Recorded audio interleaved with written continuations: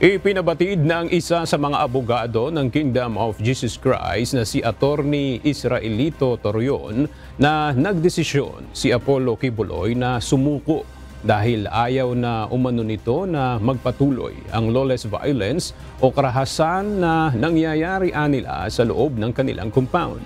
Ayon pa kay Atty. Torion, hindi na umano matiis ni Kibuloy ang ilang araw ng paghihirap na nararanasan ng kanilang mga miyembro kaya't minarapat na nitong sumuko.